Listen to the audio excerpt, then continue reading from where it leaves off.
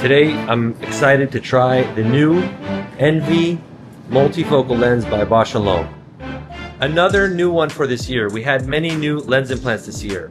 Clearview has been very good, Odyssey has been very good. Each lens that comes out is trying to give the patient better vision with less side effects. And so the hope with Envy is that we can get full range of vision, far, intermediate, and near, and less dysphotopsias, less glare, halos, and starbursts at night. It's a diffractive multifocal lens. It's a trifocal, kind of like the PanOptix. But they state, this is according to Bausch & Lomb, they state that there's a more favorable dysphotopsia profile. For example, halos, glare, starbursts at night. Bausch & Lomb claims that this is less, but time will tell if that's the case.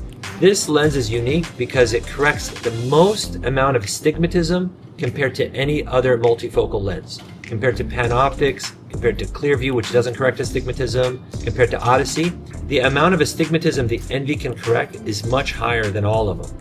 And also, it can correct lower amounts of astigmatism as well. So that's really a nice place for this lens. If someone has a high amount of astigmatism, the Envy will most likely be able to correct it better than the other lenses. The intermediate vision with the Envy is a little bit further out than the PanOptix. So if the computer sits a little bit further, the Envy's sweet spot is a little bit further for computer than the PanOptix. According to Bausch & Lomb, they compared this lens to studies with the PanOptix, and they're saying they get similar range of vision but with less dysphotopsia. So we're going to see if that's true.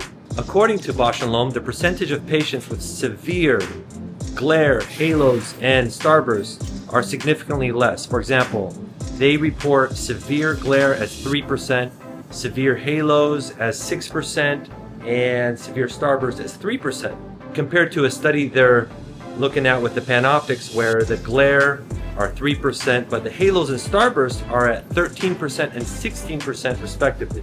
But we got to take this with a grain of salt because the surveys were not exactly the same. The one interesting thing is how come patients in Canada seem to get less dysphotopsias? They say in Canada they get severe glare 0%, severe halo 6%, and severe starburst 1% of the time, compared to 3, 6, and 3 in the US. That either means Canadian patients are more tolerant of dysphotopsias and they don't complain, or Canadian surgeons are better than US surgeons. The data doesn't lie. So you Canadian surgeons have to feel for us US surgeons. We put in the same lens you guys do and we get severe dysphotopsias. But you with your beautiful Canadian patients, they love it. They say, what are you talking about? I love those.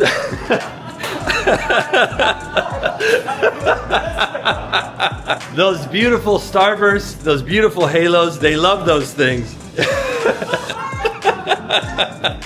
One other thing you got to be aware of, even though the published dysphotopsia profiles by Bausch are very good, you have to keep in mind, in the real world versus the FDA studies, in the FDA studies, people are not paying for their lens implants. In the real world, people are shelling out thousands of dollars. So the dissatisfaction from dysphotopsias at night will of course be higher when someone paid a few $1,000s for their lens. So people in Canada don't have to worry. You're going to Tim Hortons at night, you're going to be driving with your Envy lens, and there's all these halos and starbursts and glare. And you know, if you ask a Canadian, apparently according to Bausch & Lomb, they're going to be like, what are you talking about, eh? I think the US surgeons have a bigger challenge in front of them. We'll see how the Envy does. It's nice to have many options today. And so, thank you. Bye-bye.